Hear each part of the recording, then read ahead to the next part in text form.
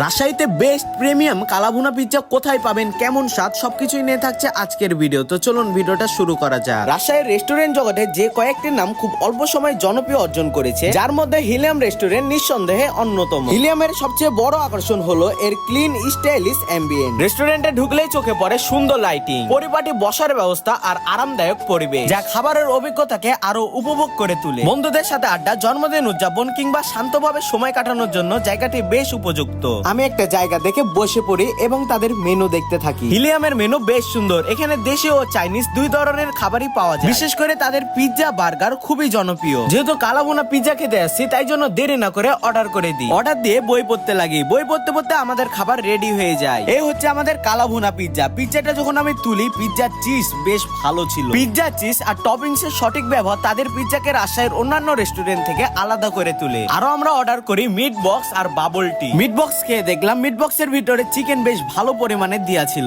Service ও স্টাফদের ব্যবহারও বেশ ভালো ছিল। সুন্দর ও আধুনিক পরিবেশ, সুস্বাদু ও মানসম্মত খাবার, বন্ধু ও পরিবারের জন্য উপযুক্ত জায়গা এই হিলিয়াম রেস্টুরেন্ট। সব মিলিয়ে বলা যায় হিলিয়াম রেস্টুরেন্ট ফুড লাভারদের জন্য একটি চমৎকার পছন্দ। নতুন স্বাদ খুঁজতে চাইলে কিংবা নির্ভরযোগ্য কোনো রেস্টুরেন্টে সময় কাটাতে চাইলে হিলিয়াম রেস্টুরেন্ট অবশ্যই একবার ট্রাই করার মতন জায়গা। তো এই ছিল আজকের ভিডিও। আপনাদের যদি ভালো লেগে থাকে অবশ্যই কমেন্টে জানাবেন। আসসালামু আলাইকুম।